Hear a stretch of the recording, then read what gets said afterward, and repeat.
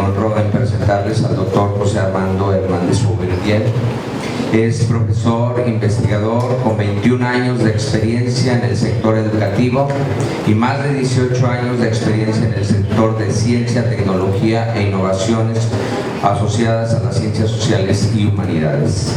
Desde el 2011 es miembro del Sistema Nacional de Investigadores y desde el 2018 ya es nivel 2, o sea, ya va subiendo, ¿ya vieron? En su haber tiene 11 libros publicados, más de una veintena de artículos y capítulos de libro en publicaciones de prestigio nacional y extranjeras. Es conferencista en paneles nacionales e internacionales y tiene una especialidad en historia del arte de los siglos XVII y XIX. Es realmente lo que tengo. Espero no haber omitido algo, pero es tiempo de escuchar al doctor. Muchísimas gracias.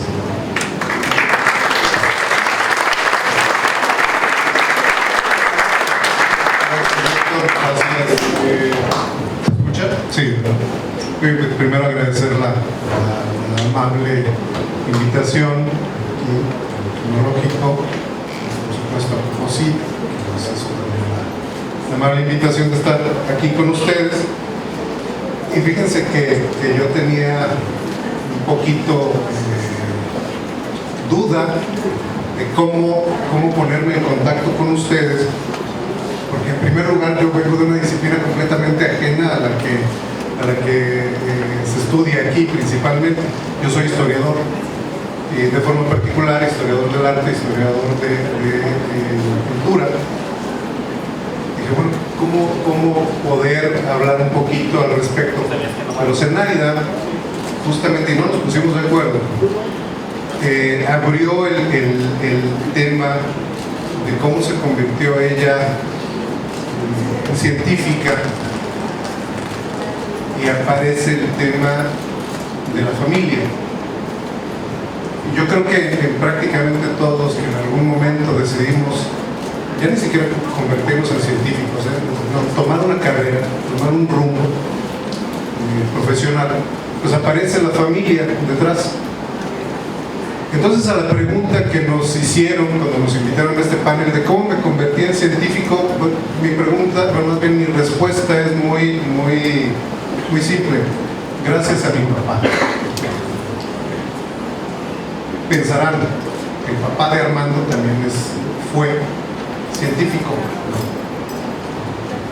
Mi padre no fue científico. De hecho, mi padre fue un hombre muy reservado, un hombre de muchos silencios, como muchos papás de nuestra época, que no tenían diálogo de pronto con los hijos. Y así era mi padre, el mejor padre que pude tener, pero un hombre de demasiados silencios. Y un niño como yo, que necesitaba el diálogo, porque siempre busqué dialogar, siempre me ha gustado dialogar con la gente, pues empecé a estudiar a mi padre, aprendí a leerlo y aprendí a aprender de sus silencios. Silencios que de pronto eran rotos por un comentario en la calle diciendo: mira, qué bonito el atardecer, o ve qué padre está esa nube, vamos a caminar al cerro. No hablábamos, solo caminábamos. Empezar a admirar, empezar a darme cuenta de que un hombre de sus 40 años entonces tenía todavía una capacidad de asombro por lo que le rodeaba. Empezó a darme a mí la oportunidad de ver más allá de lo que tenía enfrente. Era un hombre que yo creo que se sentiría muy cómodo entre ustedes, porque era un hombre de tecnología, máquinas, siempre estuvo asociado a las máquinas. Fue tornero, fresador, jefe de taller, y siempre estaba asombrándose y hablando en voz alta, pensando en voz alta: ¿cómo habrán hecho esto? ¿Cómo se le habrá ocurrido a tal persona tal máquina, tal solución. Y entonces también empecé a aprender de él que el asombro de las cosas iba asociado siempre de una pregunta: ¿cómo? ¿O por qué? ¿O para qué? Mi padre, obviamente, insisto, como buen padre de aquellas épocas, quería que yo estudiara ingeniería. Quería que yo estudiara, recuerdo perfectamente, mecánico electricista. Porque si eres mecánico electricista no te vas a morir de hambre. No le aprendí eso a mi papá. Mi sensibilidad estaba en otro lado. En aquella época, cuando yo era un niño, los paseos, y no había plazas ni nada de esto, los paseos eran en el centro de la ciudad. El paseo dominical con la familia era ir a la plaza de armas, a la plaza de fundadores. Si te iba bien, te compraban una nieve y estabas caminando el centro. Lo que no sabía mi papá es que yo me empecé a enamorar poco a poco del centro, de la ciudad, de sus edificios, de sus pinturas, y me empezó a interesar la gente, me empezó a interesar el ser humano, no un edificio nada más, sino el ser humano que se puso a hacer ese edificio, el ser humano que se puso a pintar tal cuadro, el ser humano que tuvo una idea y que la concretó. Eso me empezó a interesar a mí. Esa fue la capacidad de asombro que yo le había empezado a aprender a mi padre, y las preguntas asociadas a ese asombro que le había aprendido a mi padre empezaron a anidar en mí, y yo empecé a preguntarme lo mismo, pero de los objetos que mi sensibilidad y que mi interés como persona empezaban a aflorar poco a poco. Evidentemente, pues ya iba yo muy claro proyectando un futuro, pensando en que iba a ser historiador del arte, pero en San Luis Potosí no había historia del arte, no se estudiaba la historia del arte, y a la fecha no hay una licenciatura en historia del arte. Mis padres también por aquella época no estaban en posibilidades de enviarme a la Ciudad de México, que era donde se estudiaba, y yo me quedé con las ganas de ser licenciado en historia del arte. Creo que sigo con esas ganas, algún día estudiaré esa licenciatura, y terminé estudiando diseño gráfico en la Universidad Autónoma de San Luis Potosí. Creo que bueno, es lo más cercano a mis intereses intelectuales, mis intereses creativos, y voy a ir a recorrer. Terminé la licenciatura en diseño gráfico, no era tan malo, tampoco era tan bueno, era un estudiante promedio, y empecé a trabajar. Pasaron, me parece, un par de años antes de que me diera cuenta que la universidad había abierto una maestría en historia del arte, y decidí en ese momento, todavía no estaba casado, mucho menos, así que podía tomarme las licencias que quería. Dije, voy a dejar de trabajar y me voy a regresar a estudiar una maestría. En el momento en que entro a estudiar esa maestría, me doy cuenta que no solamente mi vocación de entender y de asimilar la humanidad depositada en la materialidad era algo que me motivaba. Entendí también que el proceso científico asociado a una tesis, el proceso de leer y dialogar con autores, de leer y entender sus ideas, rebatirlas, proponer mis propias ideas, era algo que me llenaba y me hacía en muchos ámbitos y en muchas dimensiones de mi persona.